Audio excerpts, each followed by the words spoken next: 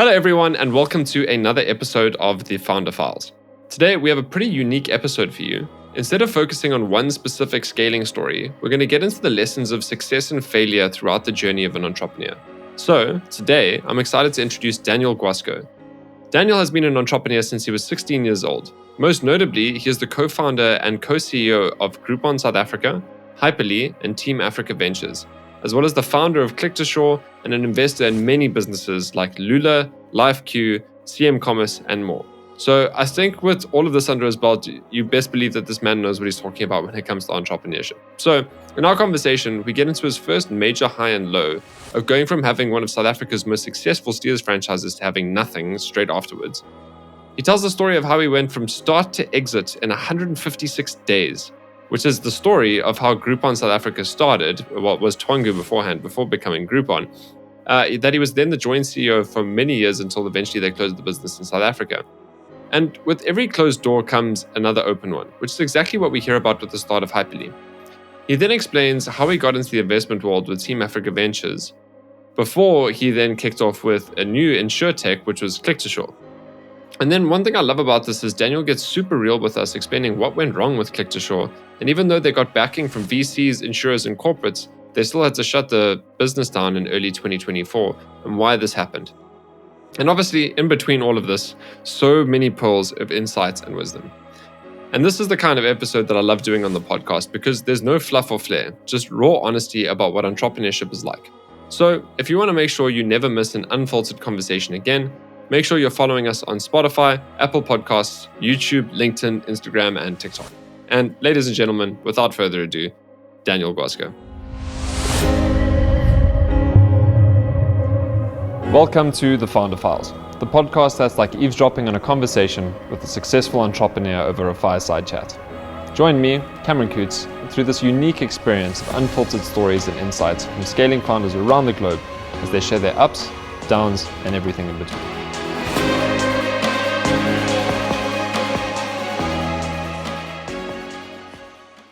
Dan, welcome to the Founder Files. It's absolutely great to have you here, and the stories that you have, the ups and downs of entrepreneurship, of investing, of being a board member, I can't wait to get into this. I think you've got so much wisdom to share, and yeah, just welcome to the Founder Files. Cameron, thanks so much. Thank you for the opportunity. It's great to be here, and I hope to share some of the many learnings I've had to date. So looking forward to it. So, I mean, Dan, we connected offline properly and spoke about this a while. I mean, like how we are going to package this into short learnings, I guess you're going to really be putting my job to the test here as a podcast host, because you've been an entrepreneur since the age of 16.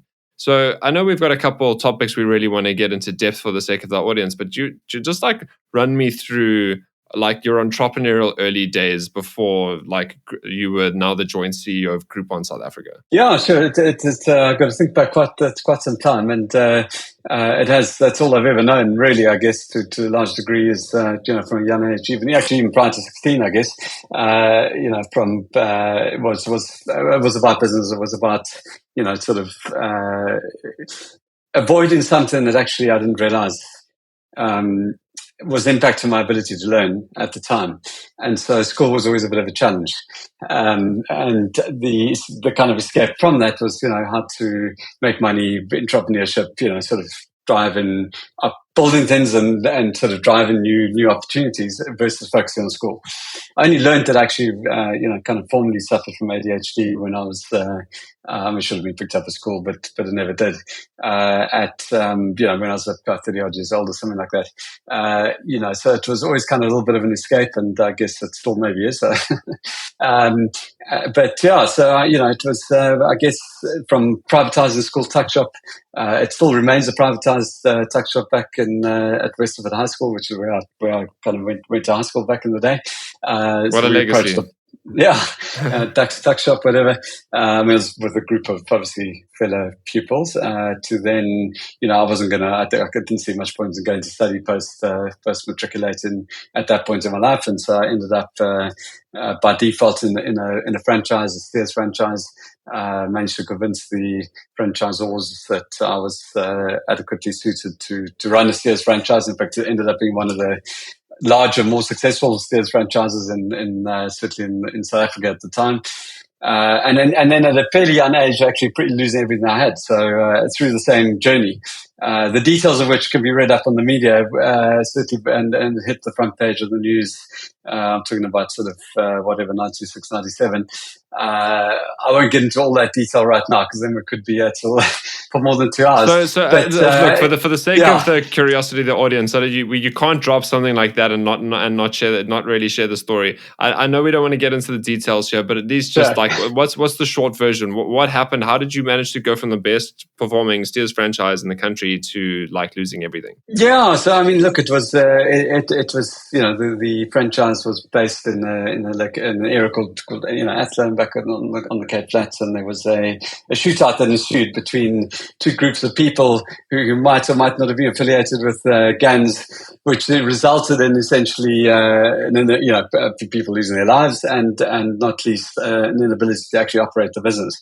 For obvious reasons in terms of I wasn't obviously affiliated or associated with any of it, but as a young guy trying to run a business in the area post that, it became quite challenging, and so I tried to sell the business to local operators and went through different paths to try and sort of exit the business essentially post that, but none of them were successful, and ultimately I think that I'm very fortunate to have learned that lesson at a young age. It's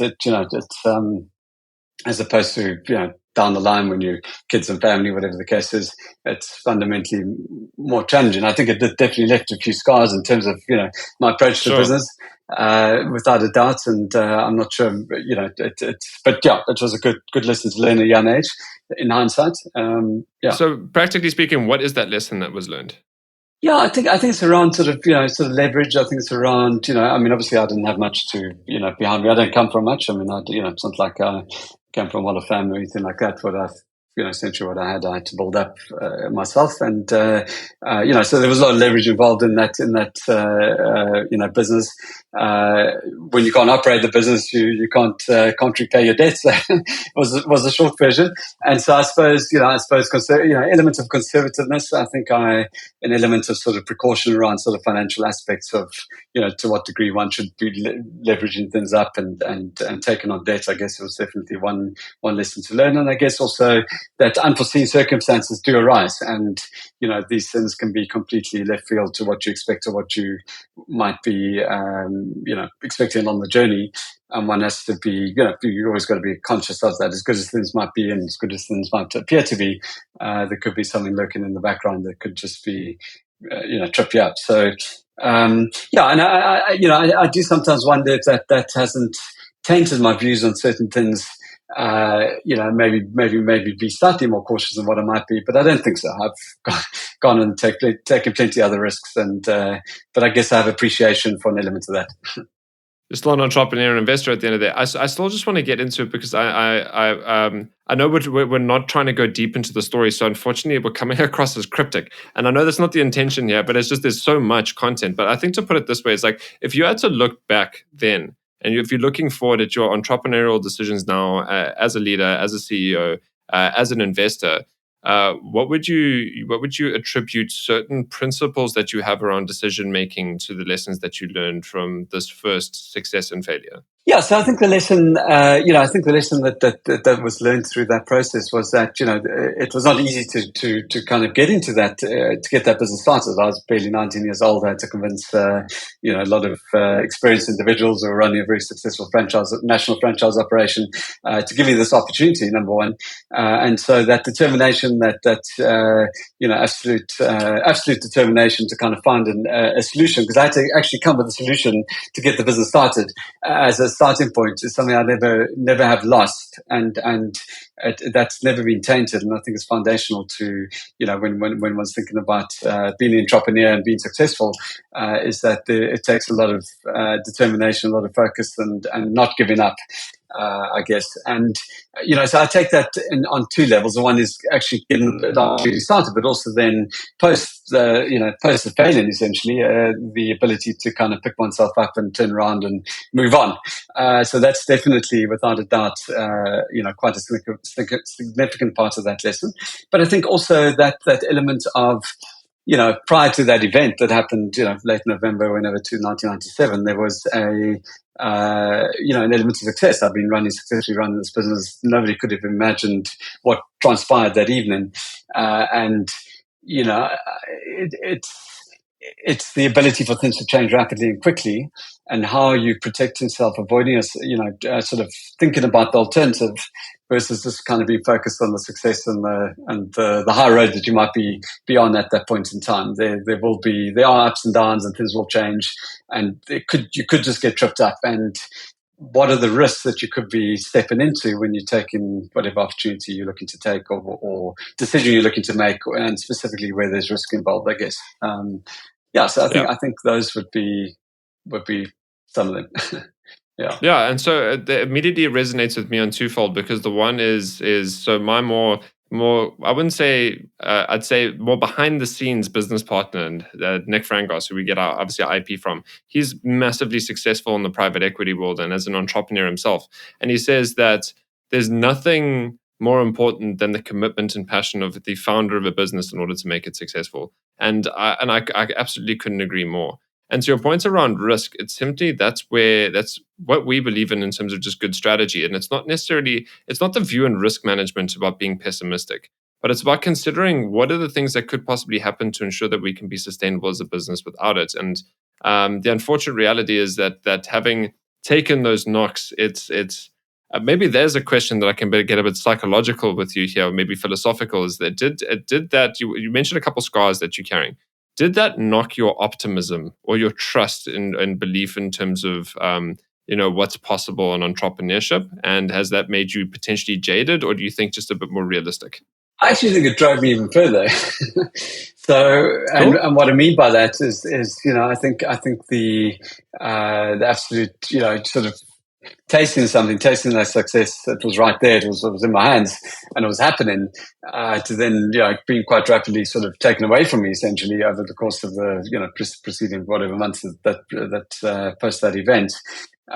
Drove me even more to kind of get it right. It was the longer journey to then, which then took another probably good couple of years to find one's feet and move on.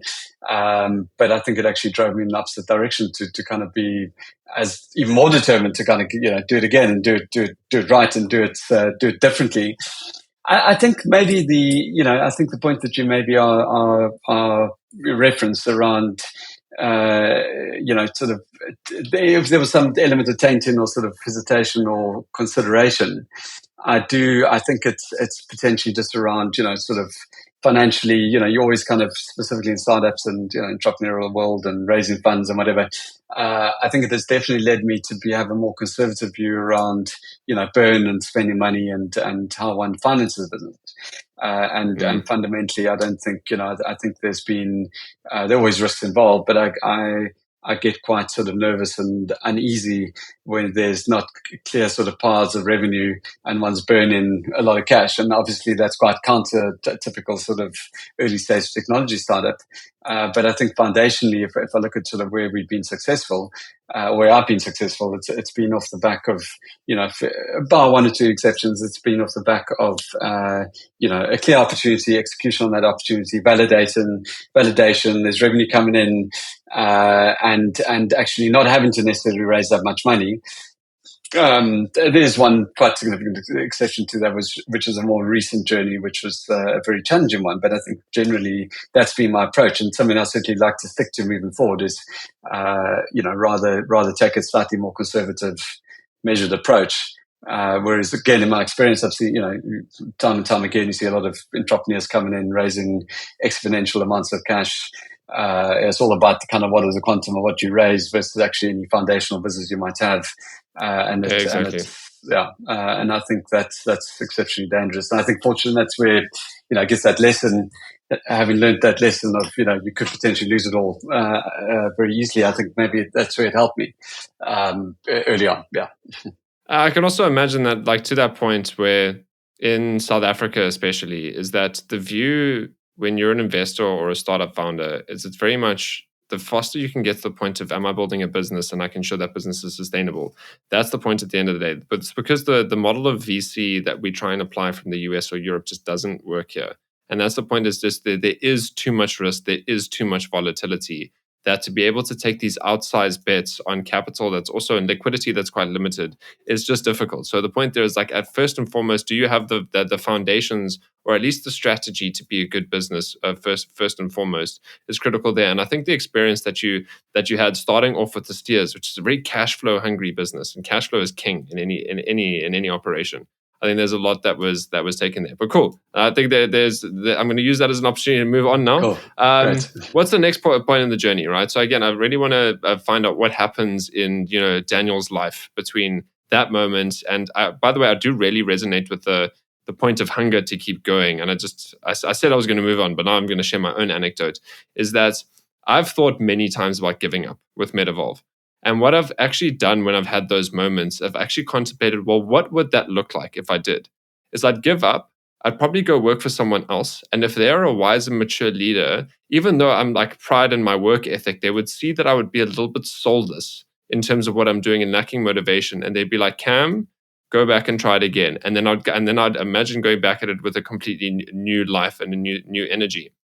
And just that thought experiment of going through that is literally what makes me go from wanting to lie down in the middle of the day and be like, oh my God, this is so hard, to actually getting up and like, because I think through that process and I was like, no matter what happens, I would come and try it again. And that picks me up and gives me a boost. And that happens more regularly than I'd like to admit. No, I couldn't agree more. I mean, I think it's I think we drop-in are essentially unemployable, and I think it's it's to a larger degree it's you if you have that drive, if you have that in you, if you see the big opportunity, and you've tasted that once before, it's very difficult to step out of that, I think. And but suddenly it's a hell of a challenge, and to keep focused, keep motivated, keep pushing on when maybe it's you haven't got the salary coming in every month, and you've got and there are plenty of challenges that you're facing. So it's I could very much very much associate with that and understand that, and I think no, that's for sure. But that's what we signed up for, hey. So on that note, what was the next opportunity after that, right? So you now on the story, you've got this hunger. What's the next thing? Yeah. So look, I mean, obviously, I then I was literally sequestrated. I mean, I lost everything I had at that point, and I mean, I was fairly underage, and so, but it was what do you do now? It's as if I've had this dream of being an entrepreneur and really studying much, and so I ended up basically working for one of the big telcos in South Africa. I think that opened up doors. I became Employee of the Year at the respective company. I then ended up leaving. It's Vodacom, Vodacom. In the sales kind of environment, they had like a field sales division. Of course. If an entrepreneur is going to get any job, it's going to be in sales. I worked. I remember those days quite fondly. I think there were a lot of sort of foundational aspects to business, and that I think I learned. I often think back to that time of working in an environment that was very kind of driven. It was happening in the early days of telco, telecoms, and it was an exciting journey. But got bored quite quickly, and was consistently looking for what was the next opportunity to go and dig my teeth into, and that then led me to actually leave South Africa, early 2000s. I ended up in the UK. We founded an entity which was provisioning calling cards. Was something of a pre-Skype, Google days. A very cash-intensive business again.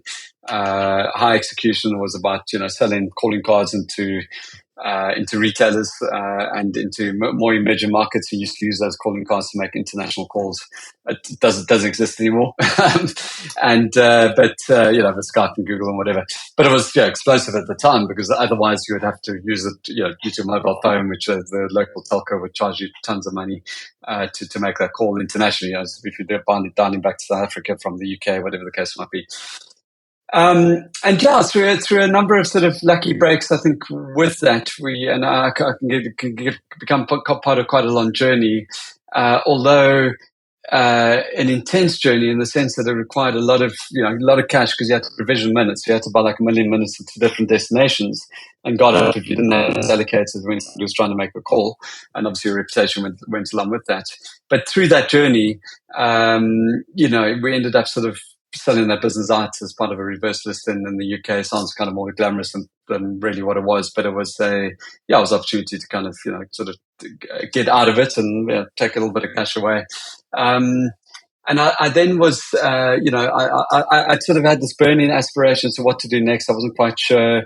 Do I stay in the UK? Do I go back to South Africa? I sort of aspired to study further, decided to actually kind of take that leap, but I had that gap. But prior to doing it, I ended up on a consulting contract in Central Eastern Europe, which was an amazing 2 years of my life. And I was one of 7 people globally that was working for Sony Ericsson back in the day.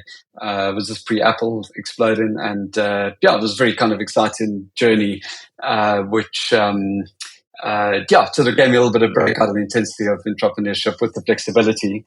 And post that ended up taking off a couple of years to study.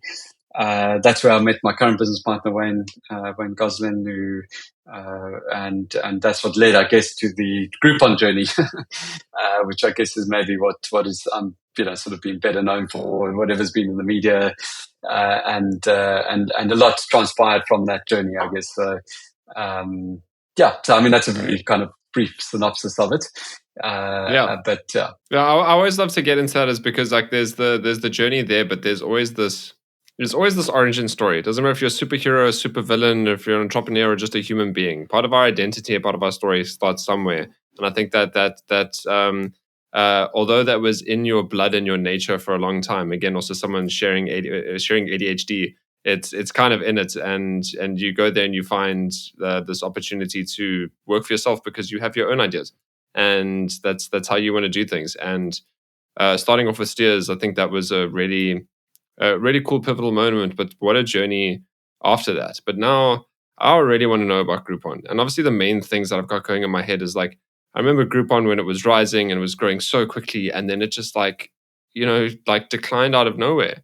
And I just want to know, I'm not going to save the last question and bring it at the beginning. I'll save the last question for last. But just how did that kick off and start? Yeah, so I suppose I think that that's I just want to touch on the prior point that you made, because I think it's quite important. The although one often comes into the spotlight or whatever in the media, whatever, off the back of some sort of either sort of big success or failure at some sort of level, the journey to those points is often not known. And I suppose it was a hell of a tough journey to get to the Groupon point, and then through that too. But I think it's just important to reference, only because I think it's it's not all just simple. Get going, you start a business, and next thing you sell it to Groupon top 10, which was kind of what was very much presented in the media. It was essentially a 10, 12-year journey to that point of other prior failures, elements of maybe success, if you can call it that, working 7 days a week, having to doubling up on jobs to kind of pay for calling time, to provision your router to make calls and whatever the case. I literally was working 7 days a week for probably about 4 years of my life. And I mean, like literally weekend job, and then trying to run the business on during the week and whatever. So anyway, so we get on, sort of, and we, I think I mentioned I took some time off to do a bit of studying. I ended up doing at London Business School and meeting a gentleman there who was far more brighter than I was in terms of sort of technology. He sold a prior company to Yahoo, and I actually was quite a lot younger than me at the time too. And we were chatting, and I got quite friendly, and I said to him, what would be the next? What is in his view? Does he, what's he focusing on after completing his degree? And he said his master's, whatever. And he said that he would be Groupon. And I was like, what's Groupon? Never heard of that. Anyway, Dad started looking around. I think it only struck, and I said to him, well, have you thought about doing anything in Africa or the side of the world? He's like, no, it's focused in the UK. He was of Asian descent, and but he was based in the UK, and that he was going to tackle Europe.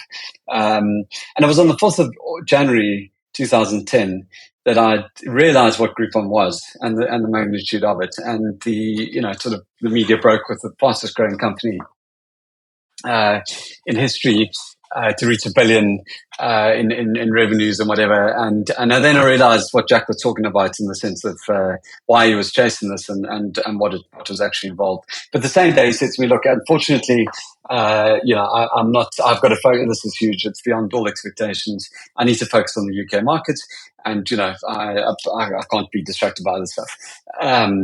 And so we, that led to a journey. We found, it led us to then find other partners that potentially were looking at the same opportunity through the same actual network.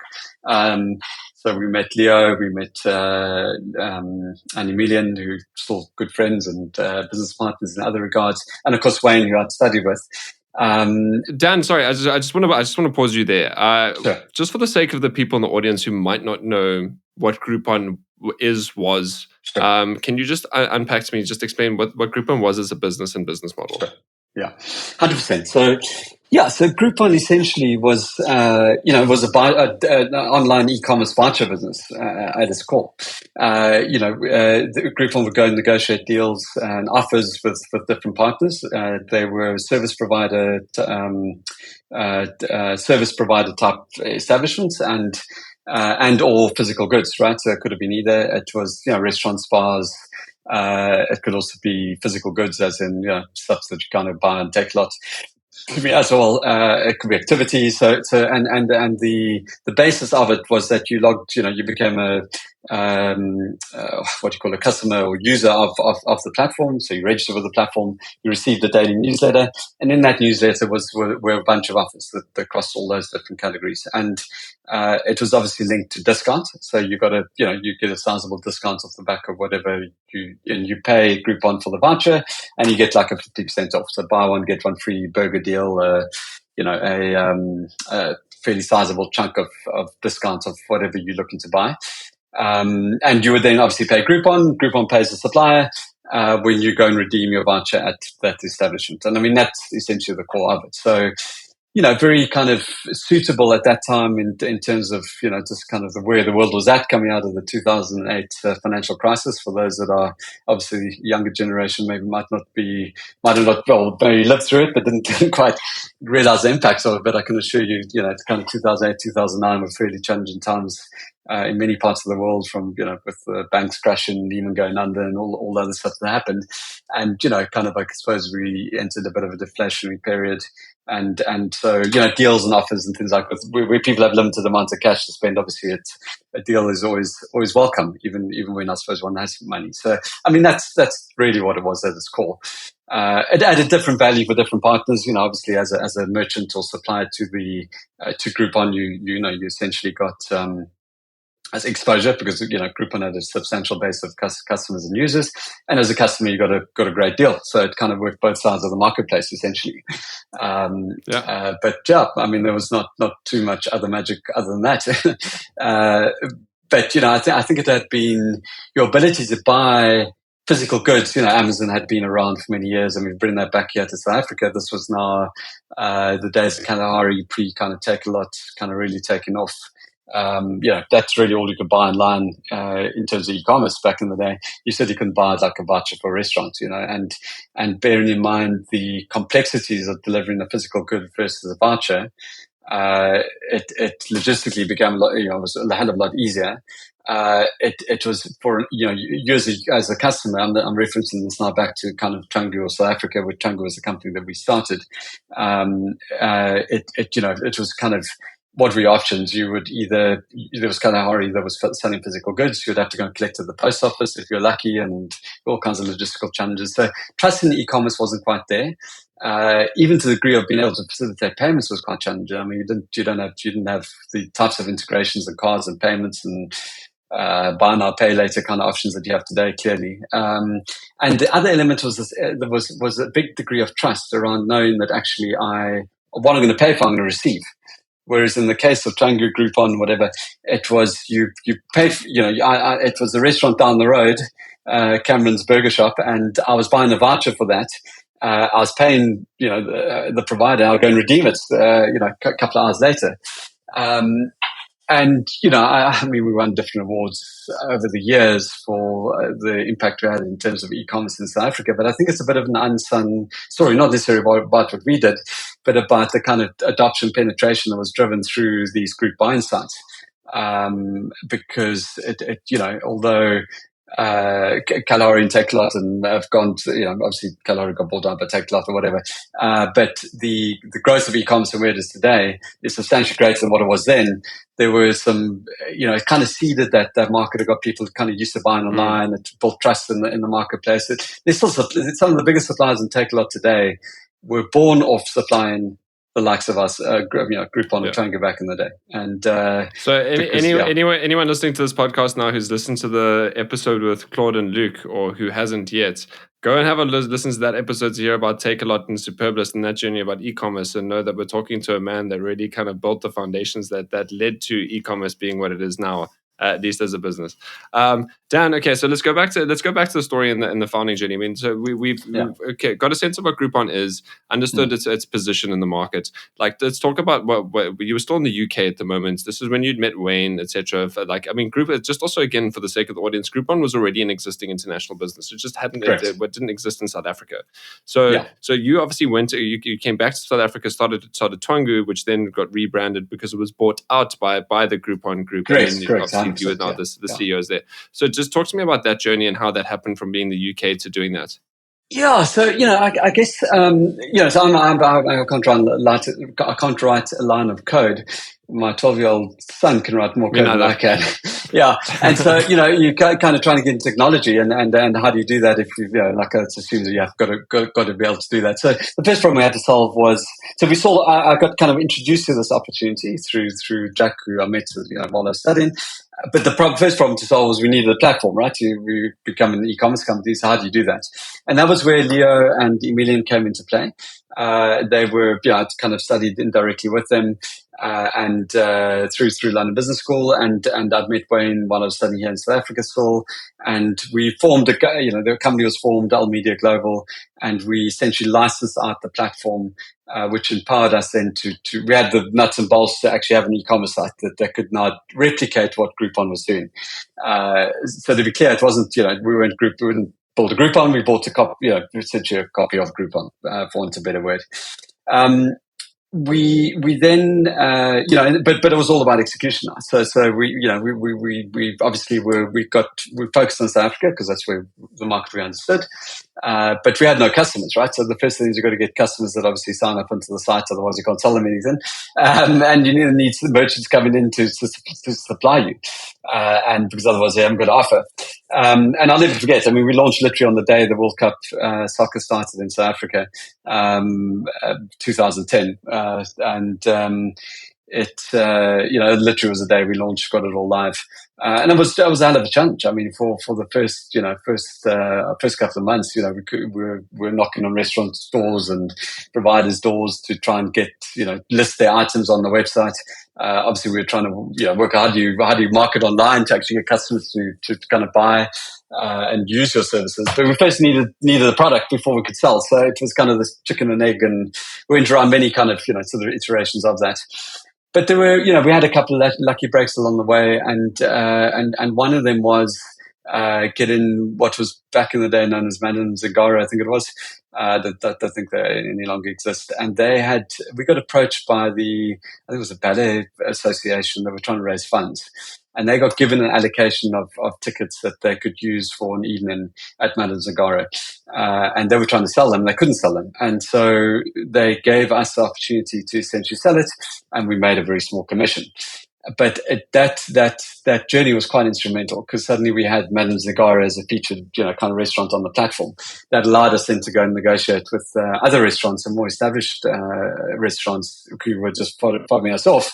So, well, look, we've got something quite noticeable. The fact that it's the ultimate thing, and I'm not going to name names, but there's always the stories of the founder you'll take a picture or a reference, or grab the logo, or take a selfie outside of their business and say, hey, we're busy working with them, and then everyone else is like, okay, well, why aren't we doing this either? And it's the same story until you get that first 1, 2, 3. That's I think the hardest part, and then you just need to basically show the market. It's like, hey, if they're on it too, why aren't you doing this? Sure, no, 100%. I mean, it's completely, and that was one of a few of these sort of lucky breaks where we got good partners onto the platform.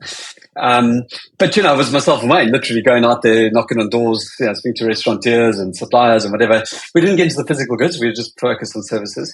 But gradually this thing started turning around and kind of getting a bit of traction. It certainly was. I mean, I think these days, I guess, first 6 months revenue, probably we do less than a couple of minutes. I mean, back in the day, it was, kind of was chugging along. And what we realized quite quickly was that, it wasn't any magic that we had. It was actually quite, easily replicated. And by sort of, and so we realized we needed to fund this to kind of get it going quicker or find someone to sell it to. And actually, ideally, the best way to play this was to find the right partner who would the bigger player in the market, the international one, and say, hey guys, we're here, come and talk to us. We're doing something. Yeah, why not go to the people that you copied their idea from and be like, hey, do you want to buy this? Pretty much, yeah. But and obviously now we, kind of I mean, this was back in January 2010. By middle of 2010, I mean, there were probably about 5 or 6 that had come to market, including ourselves. There was, another 20. Sure. Okay, so that was yeah. Yeah, so that was so clearly 2010 was the time where everyone was like, "Oh, this sounds like an easy business to start." Also, remember Entertainer coming and going within a similar period. Again, chronologically, I don't know where it was, but there was this like real boom of e-commerce for vouchers. Yeah, exactly. 100%. It was well worded. Yeah, and I think it was very much that. And so anyway, so a lot of kind of traction in the market, a lot of sort of. But what we did consistently was 2 things. We went to local large players. You can imagine who they are. I can't reference them still to this day because there's sort of all kinds of weird and wonderful things that happened during that journey because we ended up in a bit of a battle between a local entity and Groupon to actually in finalizing the buy deal. But I'll get to that just now. But we sort of approached local guys that we thought were sizable in the market that maybe might be interested in funding and buying us out. But what I also did was I used to email so Groupon was clearly the biggest player, but followed on by Living Social was another fairly sizable player that came into existence in the US rather.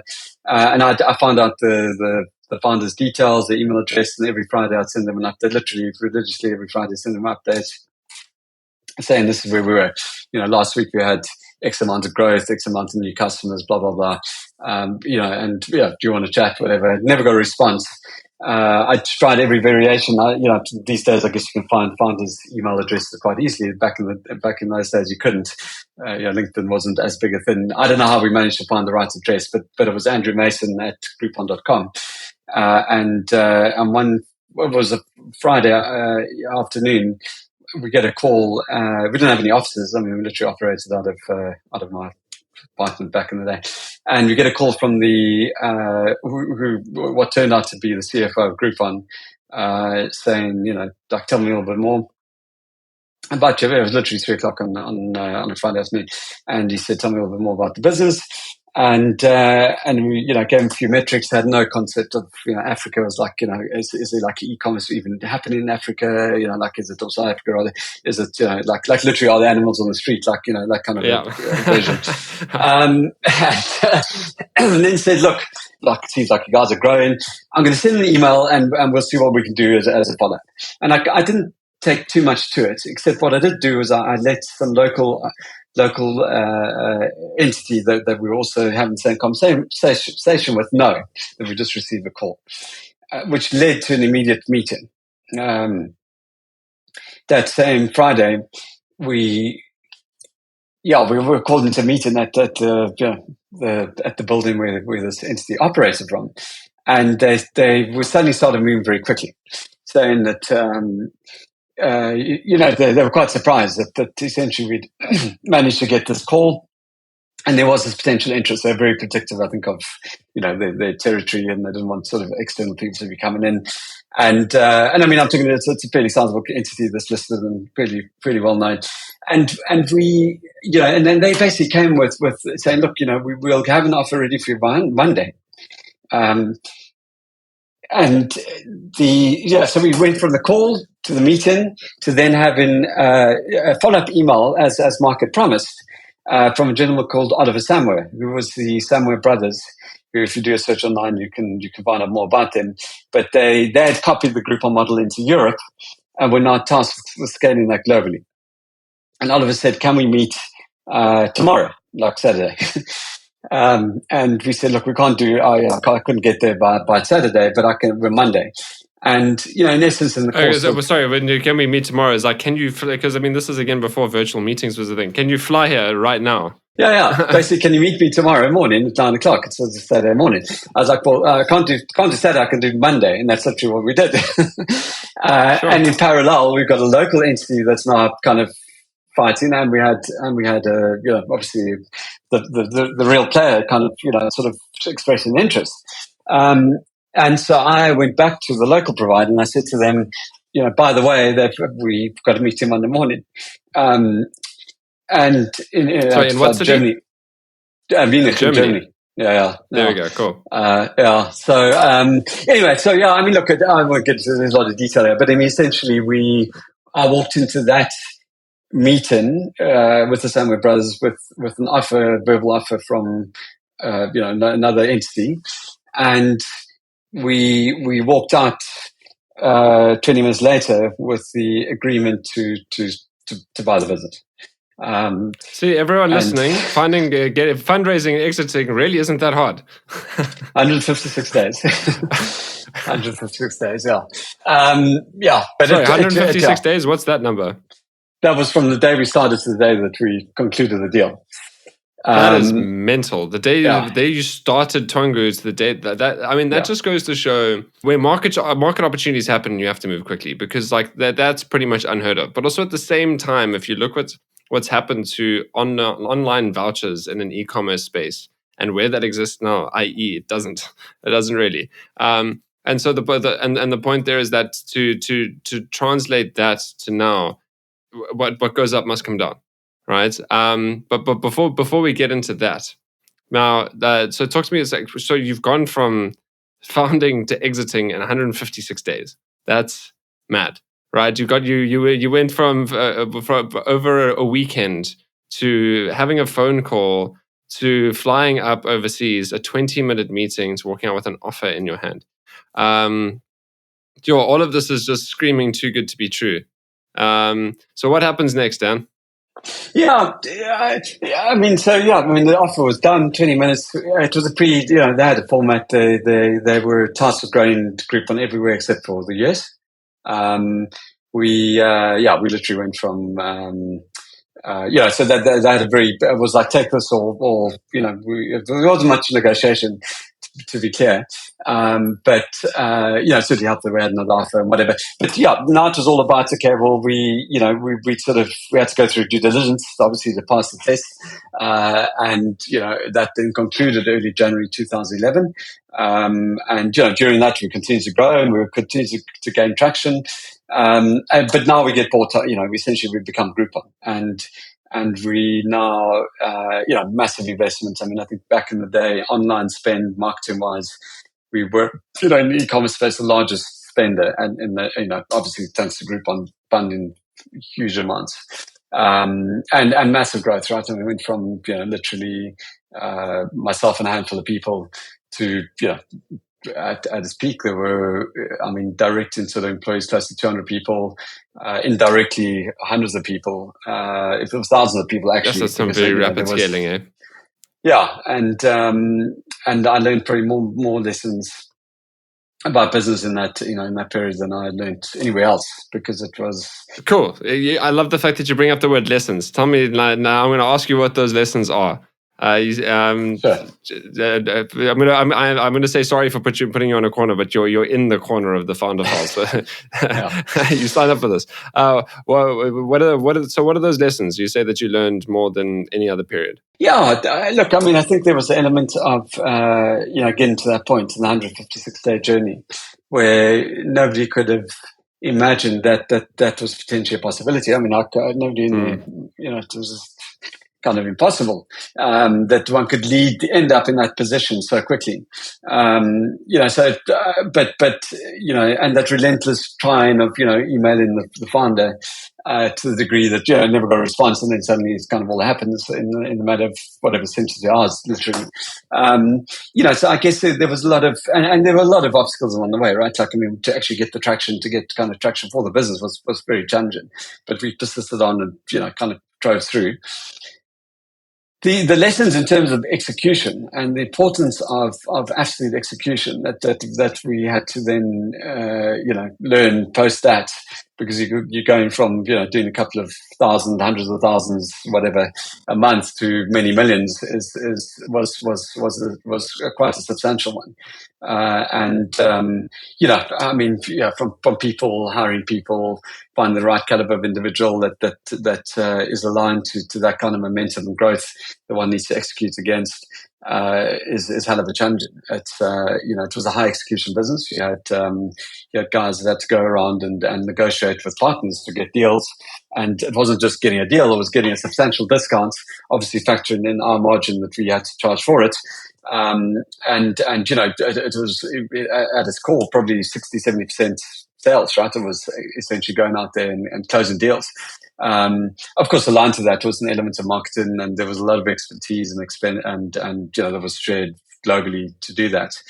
But the pace with which that was required for us to do, and the persistence that was driven, and this was mainly, I'd argue, by the Samway brothers that drove that, was just relentless. I mean, it was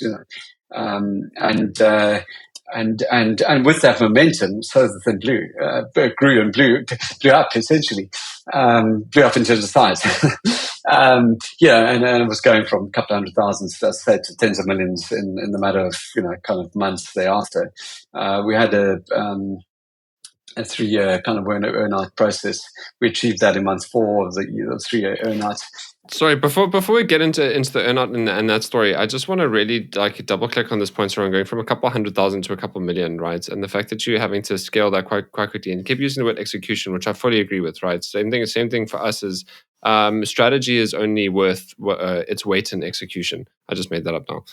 But the point there is, it's that's the reality of what it is sure. Strategy without good execution is just a great idea or good intent.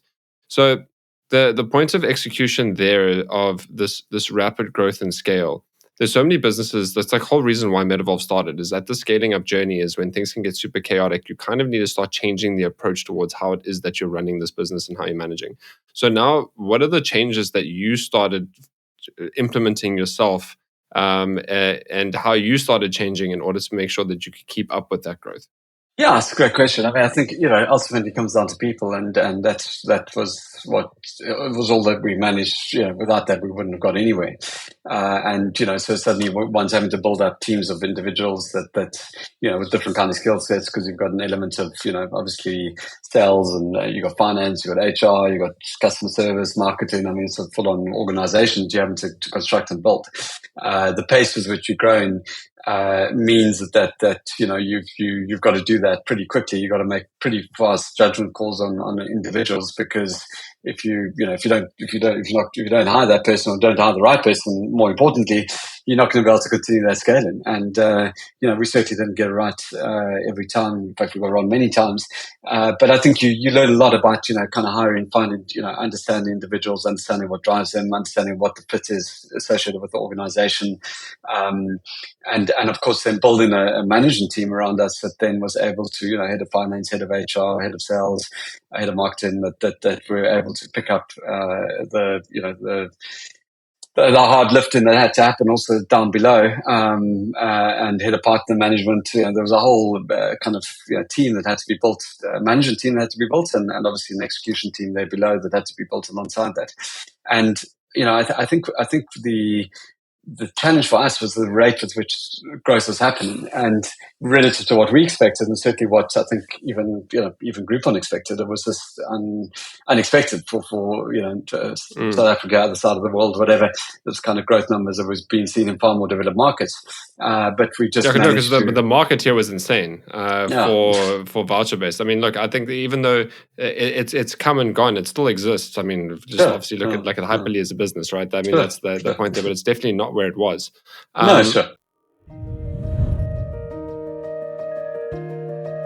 Let's pause here for a moment. If you've made it this far into the episode, it's probably because we're talking about things that you're trying to implement in your business. You found your sweet spot in the market, you've gained momentum, and you've already been through a phase of growth. Because of this, you know that on the outside, growth is super sexy, but on the inside, it's incredibly difficult to achieve and to sustain. So now I've got a question for you. Now that you know the sacrifices it takes to achieve growth, how much time are you currently spending thinking about your direction and your next phase of growth? I bet not as much as you'd like, because you're still in the thick of it. Leading, deciding, pushing for performance, pursuing new opportunities, maybe even thinking about selling the business. See, your story is yours. But this chapter where growth meets complexity, this is when things get hard. Because you can listen to insights from podcasts and stories from people that have been there before. But applying it to your context is a completely different ballgame. So let me help you. If you want to have a 90-minute, no strings attached conversation with me, then head over to Metavolve's website in the description of this podcast below, and let me help you navigate this next phase of growth. Because at the end of the day, building a great business is complex, but it doesn't have to be complicated.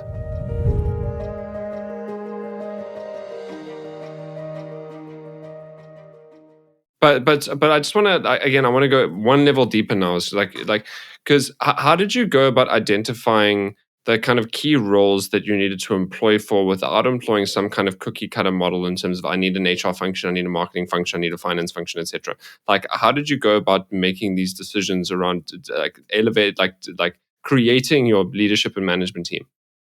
Yeah, look, I mean, I think there was obviously an element of guidance that was being given to us in the sense of, there was obviously, the learnings came from both the mistakes we made, but I think also, elements of learning from others and their mistakes, and obviously the leadership that was put into play. I mean, the Somewhere brothers and Groupon and the founders of that we were interacting, we became part of the senior management team. I mean, there was exponential expertise in that was shared with us to some degree.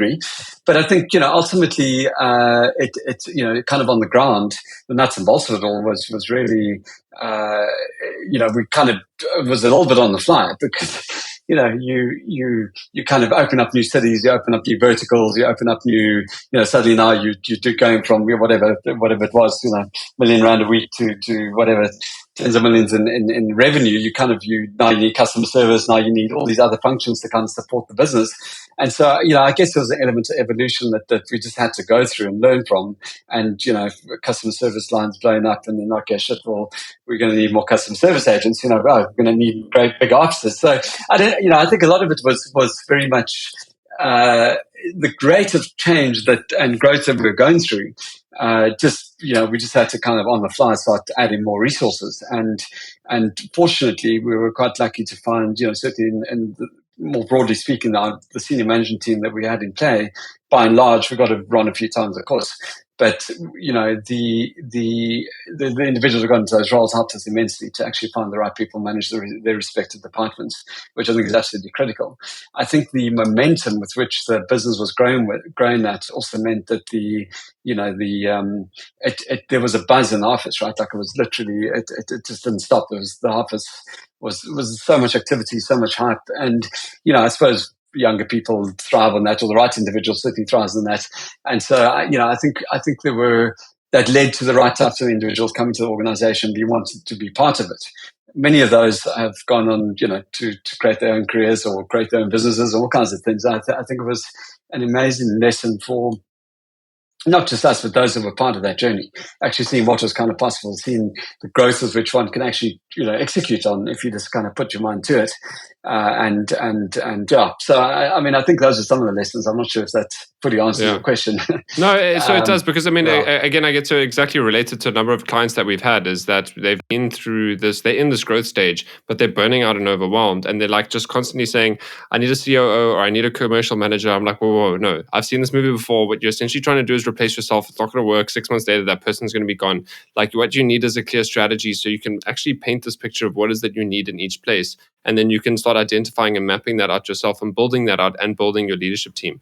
I think for them as well, they're at least the clients that we have, is they're in a position where they can do it a bit more deliberately and slowly. But for you, you had to, and the word that's coming to my mind is you were so responsive. So I deliberately say that instead of reactive, because you had the experience of, I say, the mothership that's coming from you internationally, that's operated this business model in different territories, have seen this in terms of there's the support of what's able to come and do that. So it's not having to figuring out completely from scratch, but the nuts and bolts, specifically in the South African market, and to do it at the speed. I mean, like, that is the point of you having to figure it out as you're going. So that's where that's why the word responsive comes to me when doing that, and it just speaks to the lesson and support of having.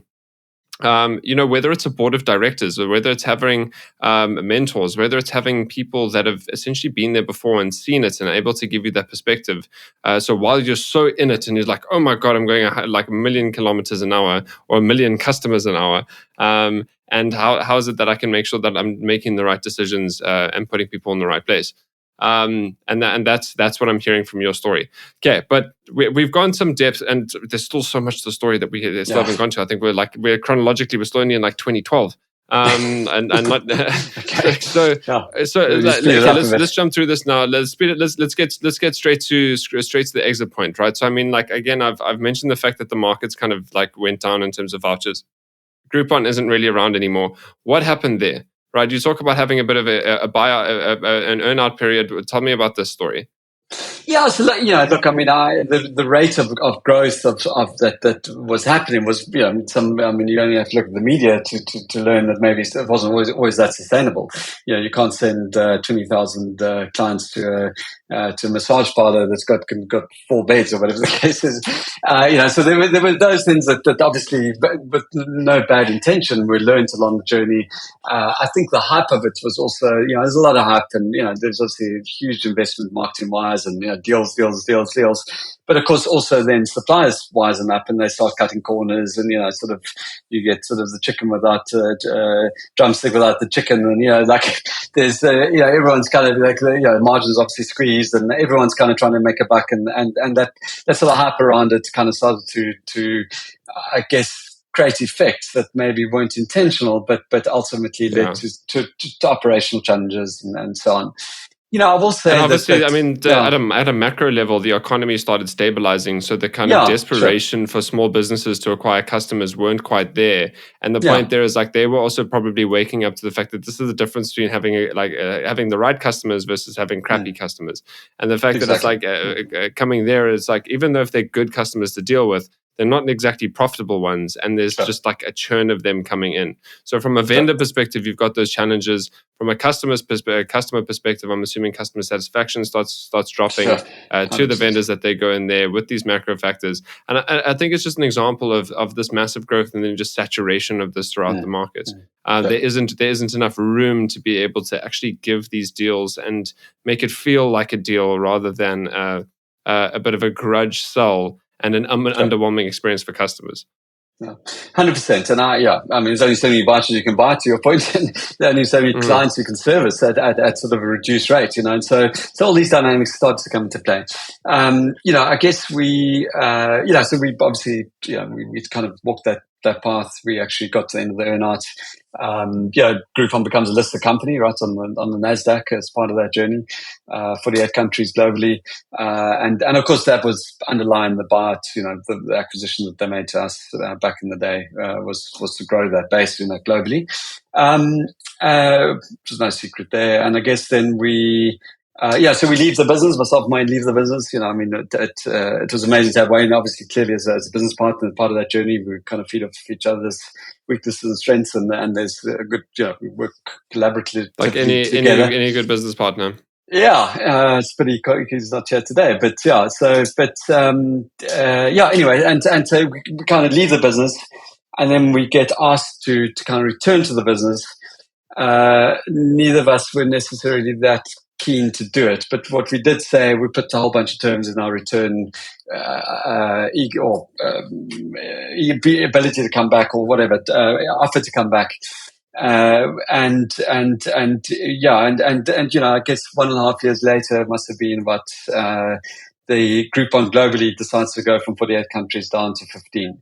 What happened? Why?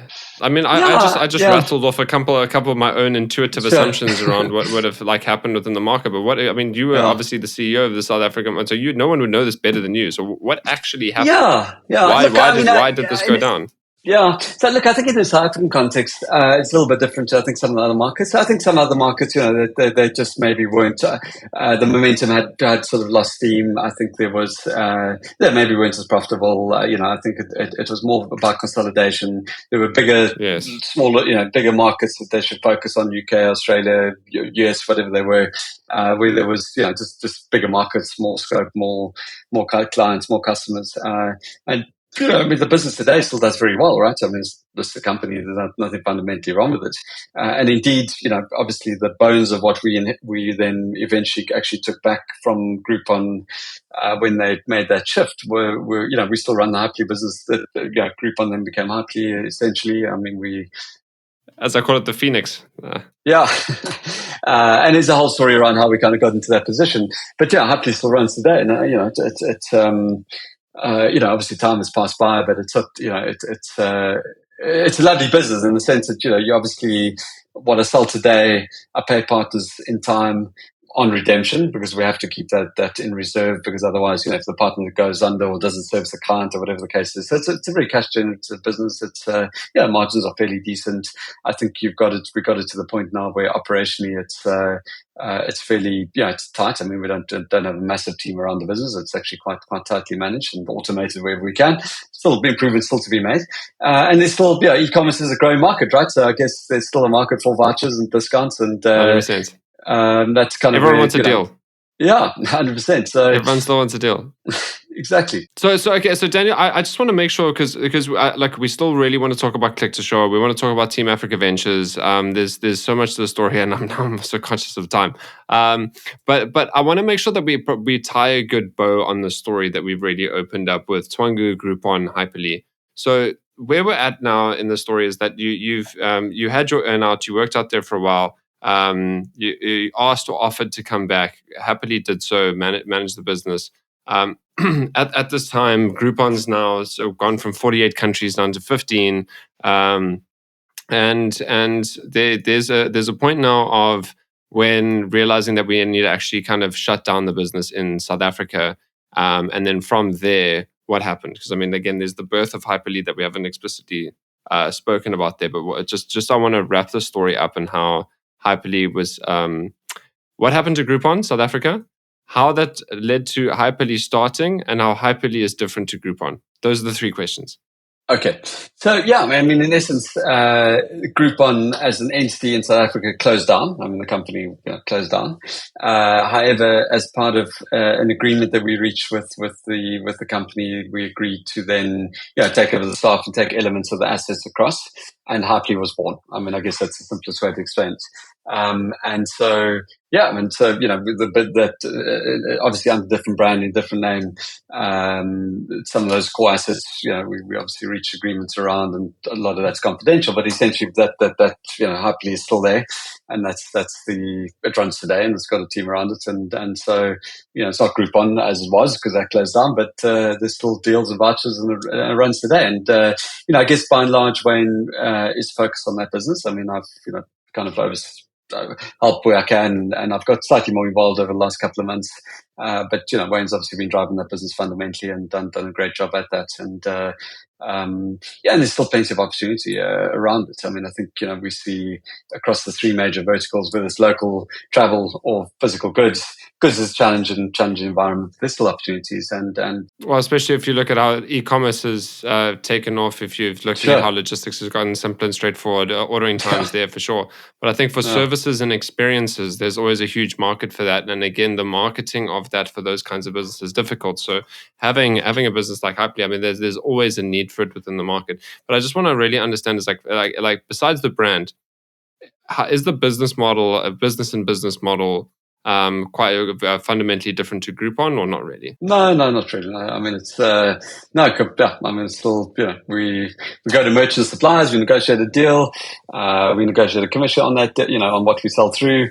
Customer comes on the site, they buy a voucher, they go and redeem it at the merchant, and we pay the merchant for the services rendered, and that's it. And it's all driven by discounts and offers, and fundamentally, it's there's some angles of evolution that have happened, but I mean, fundamentally, that's what it is. 100%. And that's also, again, just a shout out here to all the entrepreneurs listening. We all know that we love a good deal. Hyperli, that's the whole point of the business. Go check it out. Okay, Dan. So now we've given that transition and speaking to Hyperli as well. Right at the point of just about when Groupon really decides to officially close, you've now and again 2 years before this, you started Team Africa Ventures, 2016, Click to Shore. Like we've skipped those stories chronologically. Talk to me about starting Team Africa Ventures, why you decided to get into the investment world. Yeah, so look, it wasn't something intentional, and I wouldn't consider myself some sort of VC or some sort of investment specialist. We take a very different approach to it, and always have. It was a byproduct of an element of sort of awareness and success that we created through the Groupon journey, which then led us to people started approaching us and saying, I've got this idea, concept, whatever it is. Can we chat about this? And I think I speak for myself, but I don't think it's very different for Wayne. I think we always enjoy the entrepreneurs and working with entrepreneurs and ideas and whatever, entrepreneurs ourselves. So we entertained this and we started to meet with guys over coffee and got this concept, this idea. What do you think? Whatever. And I guess we unintentionally started, our communication back would always be, well, here's our thoughts on it, but potentially, or, and we'd walk elements of a path with that entrepreneur, without really much structure. And inevitably, if it got somewhere, it would then be, okay, well, now we kind of need a bit more cash to kind of go a bit further. And I guess if we like the entrepreneur and they ask for it, we would then say, okay, great. Well, here's a little bit of cash to kind of get the wheels turning. And so, that became then Team Africa Ventures, by and large. One of our more successful, I guess, investments has been Lula Land, as it was known previously. It actually happens to be Wayne's brother, but he came from a corporate Goldman Sachs kind of environment, and sort of maybe off the back of the success of his brother, I think, decided he wanted to follow the similar path, and we backed him on an online e-commerce wine site, and then he sold that into Naspers, and then he went on to form Lula as it is today, which has been a massive success. But there was no real, it's not like we have offices or whatever. It's very kind of like we people have approached us. If they kind of get somewhere and we like working with them and they like working with us and they need some cash, we kind of get the wheels, kind of moving in that sense. We don't go out there trying to find deals or anything like that. They come to us, that's great. And potentially will follow on invest, or if we find an opportunity that we think is interesting. But I mean, that's been the evolution of Team Africa Ventures. I think today, I think there've been about 17 investments in total. Some of those are still around, and we've got Bulbshare, a big digital marketing agency in the UK, and Lula Land, which is based in South Africa, and a couple of success stories, and a couple of folded and moved on. That's really the nuts and bolts of it. And I think, so it's not like we, like a traditional VC, go out there looking for deals. We know people are really approaching us for funding. They have more so an approach to actually of assistance. I've got this idea. What do you think? Can we help you? Whatever. So it's been, that's kind of how we got to where we are. Sorry on that. I think the way that you describe that is like, this is my experience in terms of growing up, like in terms of like family of entrepreneurs. The fact that I have the joy of working with entrepreneurs is that when you almost this identity shift from being an entrepreneur or founder to being like a business person, right? And what I find is like business person like yourself are just very real people. I don't need the flash. I don't need I don't need the fancy offices, etc. It's like, do you need the help? Is there a deal to be happening? Does this make sense? I can support you both just with my experience and advice, but then with the cash, and let's make this happen. Like, I back you. It's like it's not. And I think that's the way that Nick would also say it is the fact that he's got an aversion towards lawyers and contracts, because if he could just run business on handshakes, he would. And that's all it comes down to. Obviously, from a risk mitigation perspective, we need to do that. But I just love the character and principle of, you've got this multi-billionaire, and he's like, if I could just do this on handshakes, that's how I would love to do things. Keep it simple. And I think the point that I'm just sharing is that dealing with people like you is always a breath of fresh air, because of just being, when it comes to business, you're still a human being and a person. Just be real, be honest, be authentic and candid about what's going on. If you're capable, it's a good idea, great. If it's not, I'll tell you, and then we'll see how we can fix it. And then fantastic, we can move forward from there. Right. So, and I think I hope I assumed my way through a lot of the ethos of Team Africa Ventures there. Sure. Now let's get on to Click to Shore, right? So talk to me about that. That happened. That started happening in 2016. Also, again, at the back of the learnings of Groupon. Where do we start? Yeah, no, 100%. So big markets, growing markets, insurance, must be something there. I guess, and maybe just quickly touching back to Thierry and then come into that. Ultimately, I'm an entrepreneur. That's all I know how to do. Hopefully, sometimes successfully. I'm not an investor. I don't, it's not what I pretend to be or want to be, or and I have to be doing things. So I guess that's what led me on to kind of post a Groupon thing, and TAV in the background was actually go and get on and build another business. So what's the next big opportunity? And Amazon was embedding insurance as part into checkout. We'd obviously seen that being in the e-commerce space. So when you buy something on Amazon, you get sort of a warranty extension or something similar. It just seemed like e-commerce was growing. It just seemed like it was just an obvious opportunity and something to solve.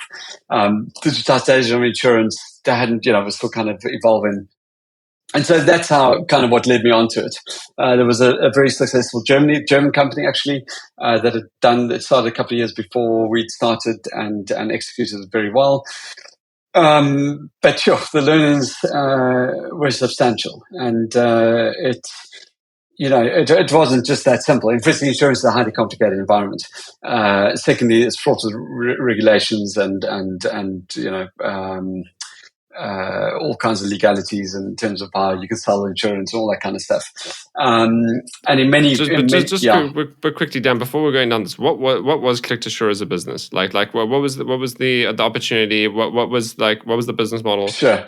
Yeah. So I mean, in essence, what we were trying to do as a start when it pivoted at the starting point was to embed individual insurance policies into individual items being sold. The alternative at that point was you went to your broker and you've insured your house, your car, your whatever. But, as Gen Z and all these, the kind of emerging economy was coming through, I might not own a house. And therefore, when you price my policy, if I don't own a house, then how am I going to just insure my laptop or my cell phone or whatever it is? So it's not about insuring necessarily after the fact. It's insuring during, at the moment of purchase. It's about exactly. How is it that I can purchase this phone or this camera exactly. or this laptop on the internet and immediately just click an extra button, and therefore there's and Click to Shore. Cool. There we go. Get it. Yeah. So there was kind of the embedment of two aspects. One was how else could I do it? I couldn't really do it. Just insure my iPad, whatever, easily. If I phone an insurance broker, they can say, you're crazy. We've got a house, you've got a car. So there was that gap in the market. And the second aspect was that, as e-commerce was growing, how else would you do that if you didn't do it through e-commerce? Well, you'd have to have an agent in store. There were lots of complexities. So there was a crossover opportunity there, which led to, as e-commerce was growing, one could easily embed insurance policies. and there had to be a massive market.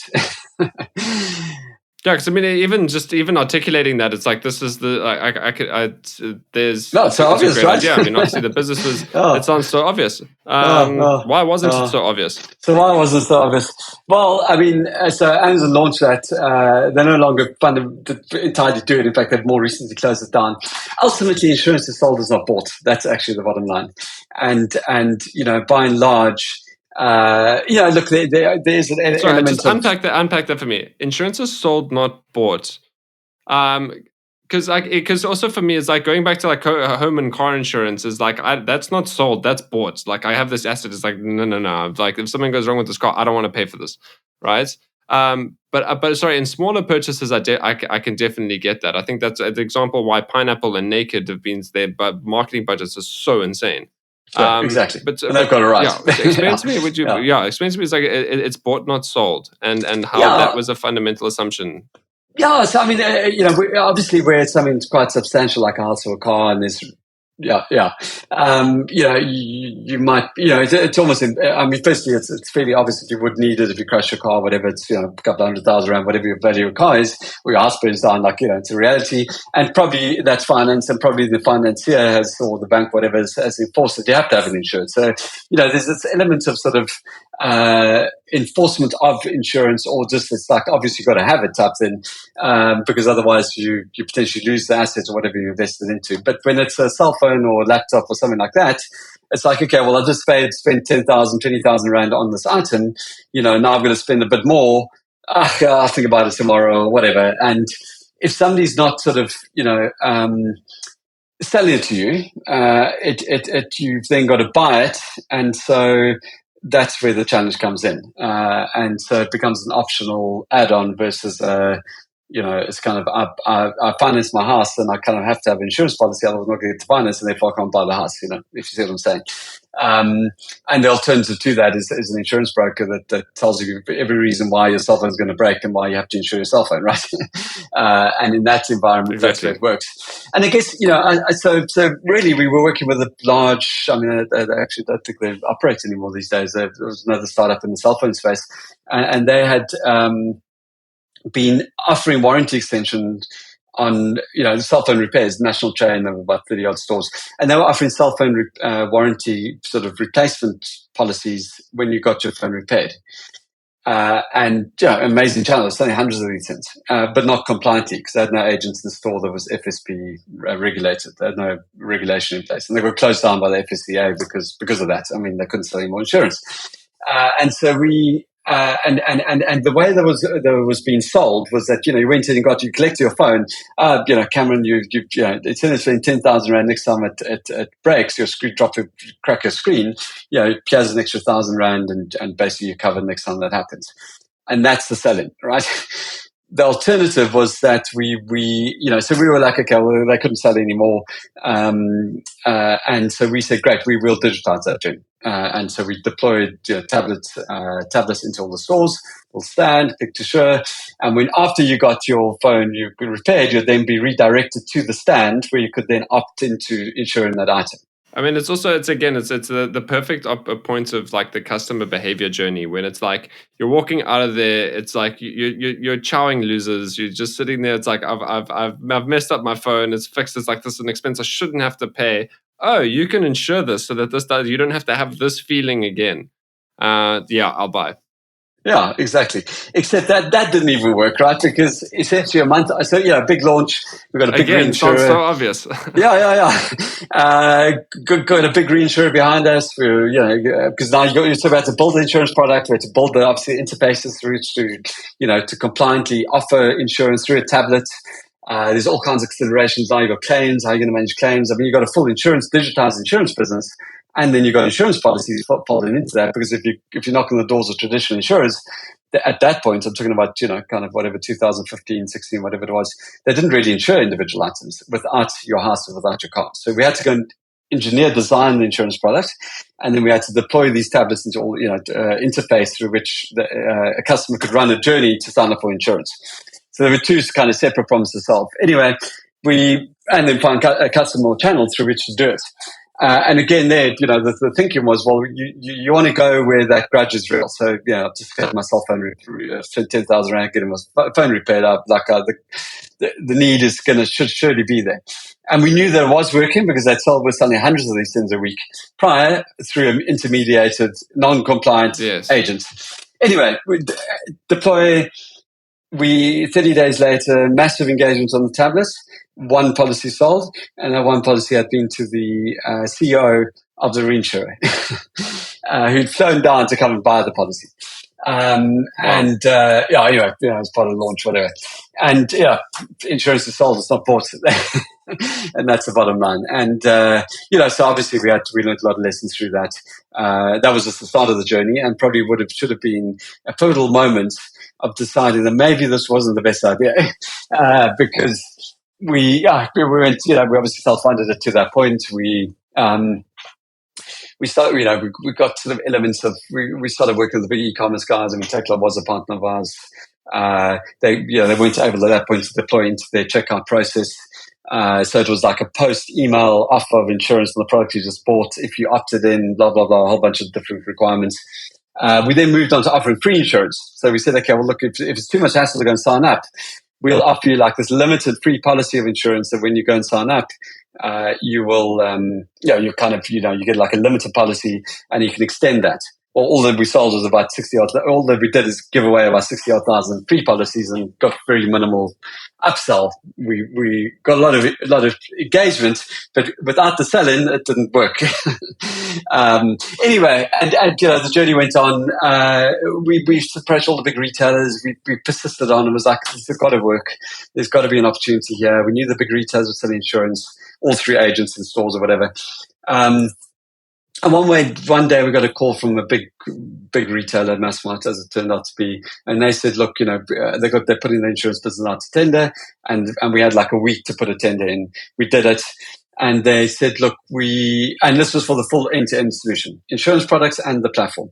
And they said, amazing, but forget about the insurance because we work with big insurance brands. We'll love your platform. And around about the same time, we were kind of starting to run out of cash, and we were looking to raise. The insurance get a lot of momentum. I mean, early, I remember going to the insurtech convention in Las Vegas, and being given a free ticket to go there because insurance was this insurtech was this evolving massive thing.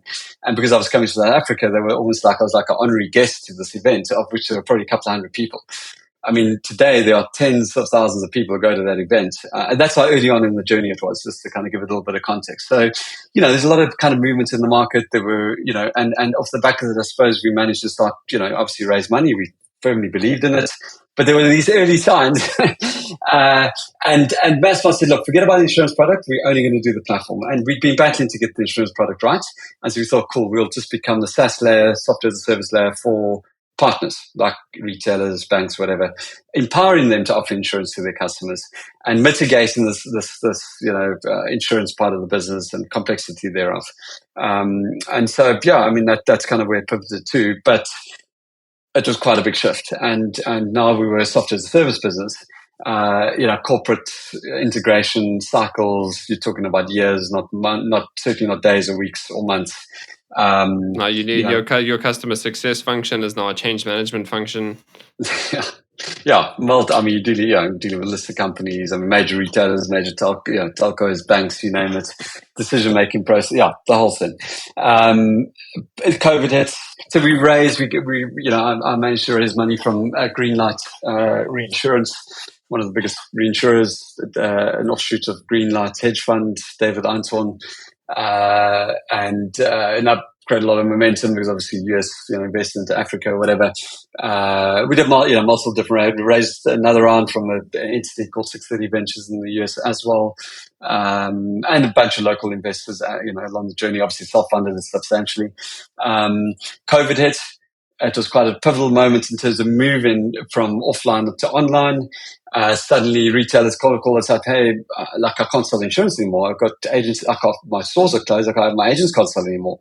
So, that was quite a big sort of kick in the business to get a kind of bit of momentum. but ultimately, post that, kind of 2022, things slowed down. We need to raise more capital. The cycles to get these things integrated into channels just were taking longer. And, what was ended up in being an 8-year journey ended up in, we'd obviously discounted our rates to kind of get integration. It wasn't sustainable. And, we charged we mitigated the upfront fee and rather charged a percentage of what went through the platform off the back of forecasts. But when the forecasts take 2 years to start at one, and then when they do start, it's highly diluted. You run out of cash. So we ended up, we kind of went back to partners. We got some amazing retailers on board, and we had some listed companies using this platform, but just not enough revenue to kind of substantiate it. And obviously investors, were market conditions changed, we're able to raise more money, and current investors were like, well, guys, your MRR has got to be a bit higher than what it is right now. And we just couldn't raise any more money. So we went back to, kind of clients tried to up our rates, tried to negotiate to sell the platform. And I guess the departure of it was by the loss of a lot of money, and investor money, of course, too. There was, we managed to land the team and a branch of the code into one of our big retailer partners. And so they've gone on and sort of bought it out essentially. But a hell of a challenging journey. I think it was, a lot of hype in the market. I mean, there are a lot of guys. Insurtech is, it's a challenging space more generally. There haven't been that many success stories. There've been a couple of listings. You look at their share prices; they kind of listen and it just jumps off a cliff thereafter. And I think there are different reasons for that. I'm not going to get into all of that now. We couldn't get it right. I couldn't get it right, certainly. And smaller market in South Africa, just longer timelines. So you talk about you couldn't get it right. What would you say went wrong? That you look back and it's like that definitely went wrong, and I learned a lesson from there.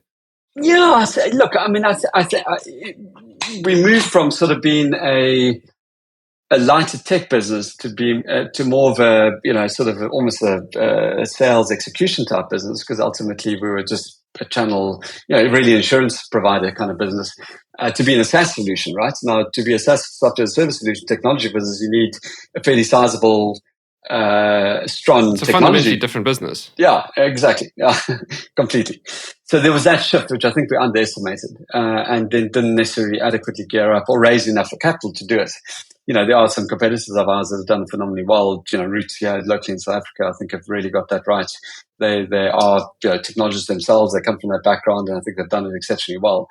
And that was an element of we kind of we thought we could get away with what we had.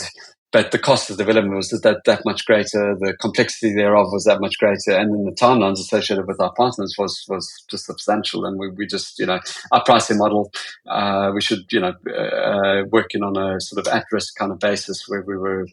Bulk of our cash was based off a forecast that a partner had to go and deliver on, which we had no control over. Was fundamentally challenging and a mistake, unless you absolutely show that it's gonna blow up. And the forecast that we were given billions of rands with the insurance got to like hundreds of millions if we were lucky. And when you were earning a percentage off that and a very small percentage of it, it just becomes very, very challenging. Sure. So. If I had to really summarize this, and please correct me here, because I'm also really don't want to cause offense by what I'm trying to say, but I want to make this like entrepreneurial in the sense of what I'm hearing from this is an entrepreneur at their best, spotting opportunities, but then thinking, let's take the opportunities and we'll figure out how to make it work afterwards.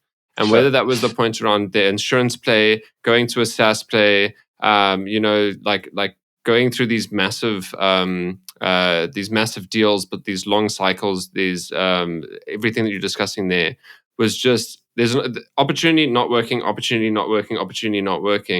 and maybe that was a journey of that instead of I don't want to self punt here, but it's like maybe we should actually top them. What's the strategy?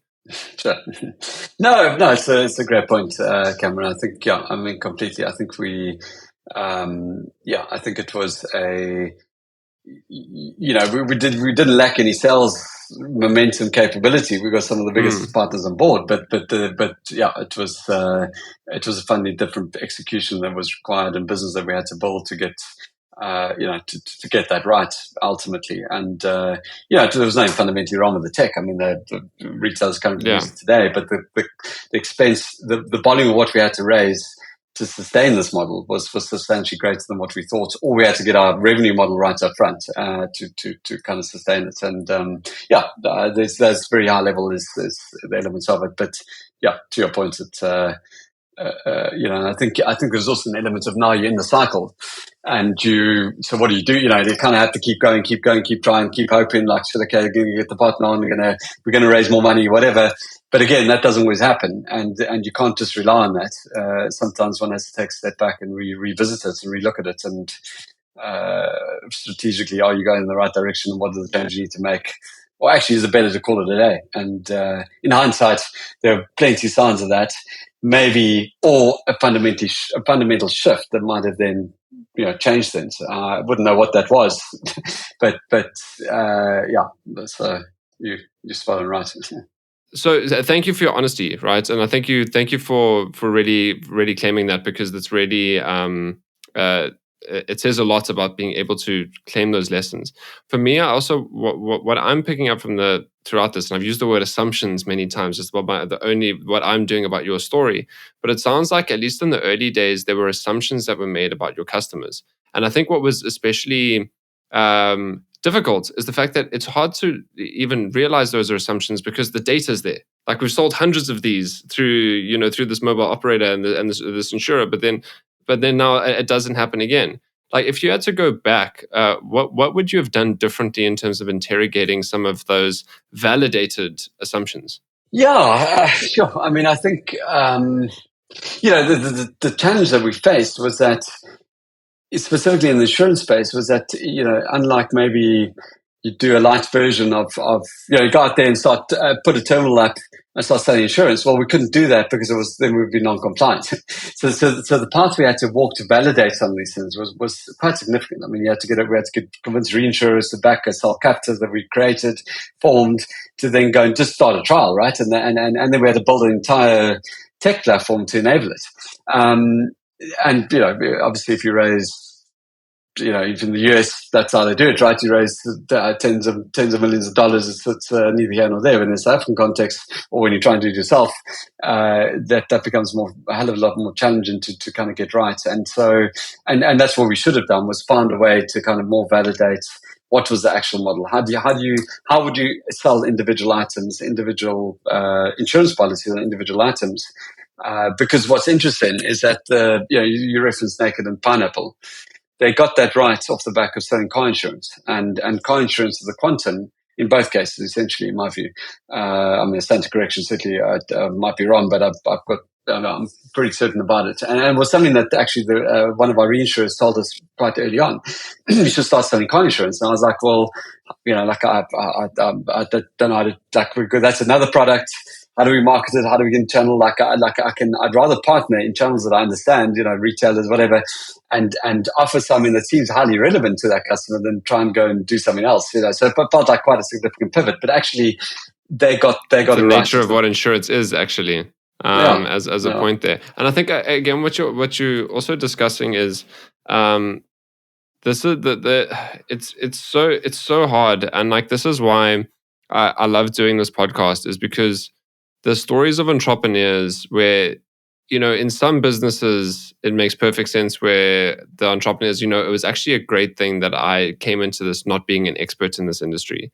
And then there's other sides of it where it's like, it's never would have been possible if I wasn't an expert in this industry. There's no repeatable way to essentially become the right entrepreneur for a business. I think, yes, that there is, in terms of certain ways to develop a strategy, but in terms of figuring out that, like, the lean startup, the iteration, like there's these models that work.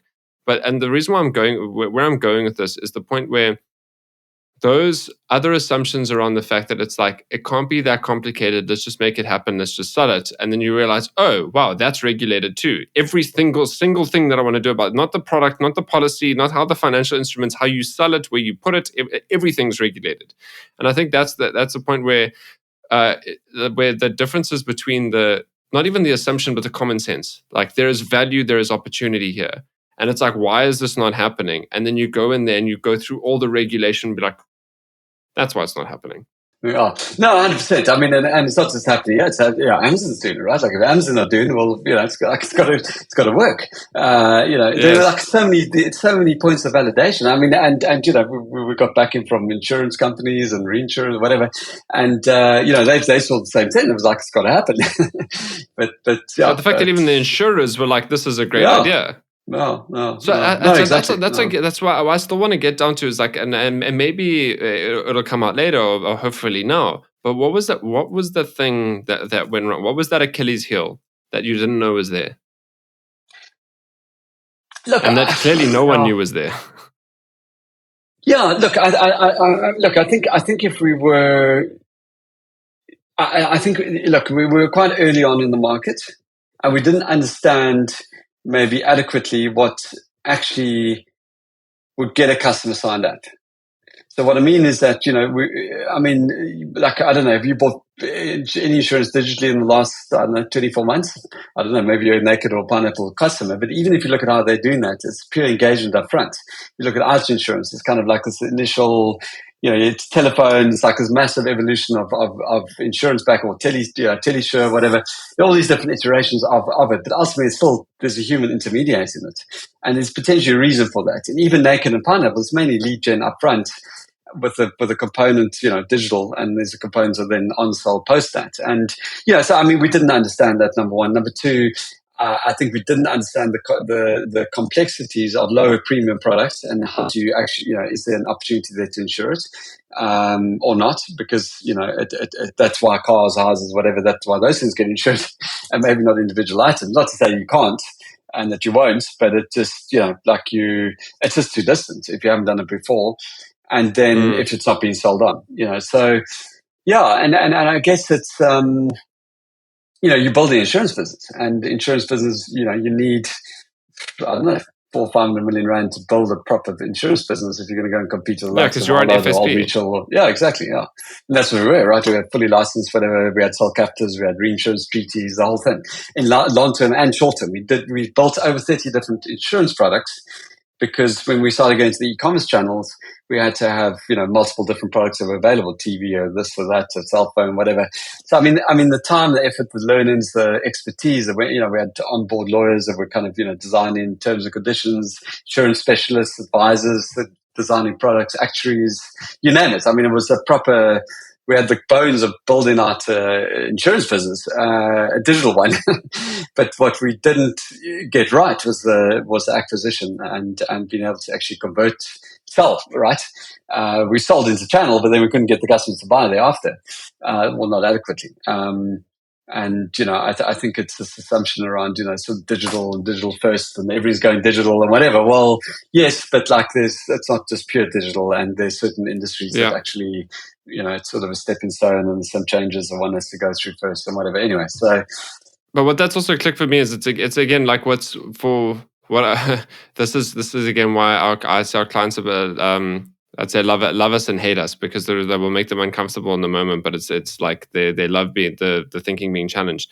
Because it's happened a couple of times where it's like, oh no, I'm running a tech business. It's like, no, you're a supply chain company. You're just tech enabled. Stop saying that you're a tech company. And the reason why that's important is the fact that it's like, if you identify as a tech company, where you're going to think that your resources should go into your technology. No, it actually needs to go into your logistics function, because that's how your business actually makes money. And then you can improve the tech as part of your competitive advantage to improve your customer experience and make sure that you're more sticky. But at the end of the day, your business is going to run there. And what I'm hearing from you is like, it's like, we're not a tech business, we're an insurer, and we're an insurance company. And I think that the nature of that and the way that you think about that is like, it's important to understand what kind of business am I in the first place. And from there, being an insurer, it's now being a SaaS platform.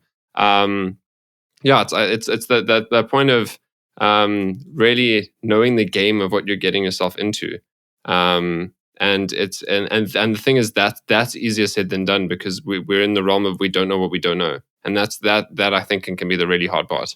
100%, absolutely, yeah. You're spot on, Cameron. I think it's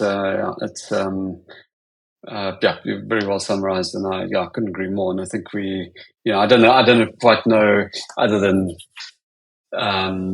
maybe take us on sooner and, sort of maybe trying to raise more capital. We tried so many different things to kind of, sustain it. I mean, by obviously the money we put in ourselves, there was also sizable chunks of cash that came in from, friends, family, but also substantial investors that, I guess there's a huge, burden on one to get that right, and so, we tried relentlessly to find what that avenue was to get it like how do we sustain this and what are we missing? But anyway, so that's yeah. No, for sure. And look, and I just really want to thank you for, again, your candor and honesty on the show, specifically about the story, because also, like, I mean, this the audience might not know, but this ended in February this year in 2024. So it's still really raw for you, I can imagine. No, sure. I mean, like this, it was an 8-year journey, and like we're talking about it 6 months down the line. It's like that's gonna sting for quite a long time. So I guess like maybe just leaning into that vulnerability, like again, thank you for the honesty. But how are you feeling about this now? And I guess what's next? Yeah, so look, I mean, it obviously has been taken time to work through, I guess, to some degree. I mean, I think it's still there. I mean, it's still, the investors have been quite amazing. And, I'd say generally supportive and, like it's, obviously it didn't work and the board was, fully part of it and part of that decision. But I'm grateful that I'm very fortunate to have had those investors on board. And appreciative of all the support they've given. I think I'm grateful that we've ended it in the sense of the team that remained have pretty amazing jobs at a big retailer, and there's some continuity there. So there's still I think all these vanity metrics that entrepreneurs work towards and X number of exits or whatever, it was still exit. Not a successful one. And not that counts, but, like it didn't completely go under, as in, went to zero, but certainly nowhere near what we had invested into or where we wanted to end off. But yeah, I guess it's, where to from here. I think, I suppose fortunately there's a bunch of stuff around Team Africa Ventures that's kind of there. There's a Hyperli business that we're quite operationally involved with that we sort of certainly keep me quite busy at the moment. But there's that relentless entrepreneur that has plenty other ideas that are burning in the background. But and I think always. I think when the time is right, we'll be back. But probably early next year. Well, yeah. So on that note, what does the next 6 to 18 months look like for Dan, for TAV, for Hyperli? Yeah, look, I mean, I think it's very much doing what we're doing, what we have been doing in the sense of, I suppose supporting the entities that we got there as best we can from a TAV perspective. I think I think there's opportunities in the e-commerce space at the moment that we're seeing, which are quite exciting, and that potentially in different ways play into the Hyperli business. That I don't think it's a massive evolution, but I think there's some interesting angles that we've been playing with, which we'll definitely focus on to look to get that business a little bit more growth than maybe where it has been to date. Not that it's been fine, but I think there's some interesting channels and growth opportunities that are emerging there. And I think from a personal perspective, I think it's very much what is that? I've got one more roll of the dice, and I think it's finding what that next roll of the dice is. Not sure exactly what it is. I mean, there's plenty. I've sort of got involved in a whole lot of project stuff in Europe, which we're doing at the moment, which is kind of pretty keeping me sane and occupied and quite enjoyable actually. But I'm not sure if that's any sizable thing to kind of dig my heels into. But the next opportunity will emerge, and I think also I'm very much happy putting myself out there in terms of supporting. In the entrepreneurs in the insurtech space, related VCs and or other entities in the fintech space, I guess if my skill set can be utilized or be of value to someone, not for any remuneration or return necessarily, more just out of experience, I'm happy to do that. So I think that's kind of where it sits right now. Yeah, no, honestly, I think the wealth of experience and again, thank you for sharing the stories and the ups and downs, because whether it's fast food franchises or e-commerce or telecoms or insurtech or fintech, You've been there, you've done it. You've got the t-shirts. And okay, but Dan, I think thank you for the time. Just to wrap this up, what's the one question that I haven't asked you that I should have asked you that you'd like to answer now? That's a good question. I know you always ask on the show, and I was actually racking my brains as to I wasn't sure if it was going to come out. Yeah, maybe just kind of what am I doing spending my time in Italy? Maybe I don't know, because I'm spending quite a bit of time in Europe, and so I'll maybe just cover that quickly. And so during COVID times we saw. I'm spending quite a bit of time in Italy. I spent half my time there, half my time here in South Africa.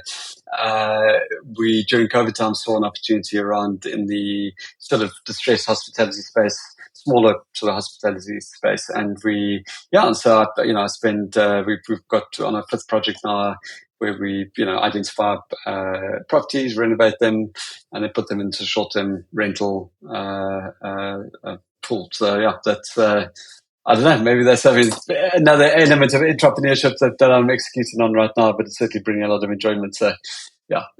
Well, I'm sure it must be nice to live that lifestyle, being jumping between Italy and here, and dealing with going from like technology businesses to something that's a bit more tangible and you can actually touch and feel with your hands. For sure. No, which is great. Dan, thank you so much for being on the Founder Files. It's been an amazing conversation, and I can't wait to see what you keep doing with TAV. Hopefully, I get to see what you're doing in Italy, and can't wait to see what the last throw of the dice is. Thank you. Thanks, Cameron. Thanks so much. Enjoyed the time. Cheers. My 3 takeaways today are: don't make assumptions about your customers' behavior and needs. Make sure you have a clear strategy before committing a lot of resources. And finally, people are everything.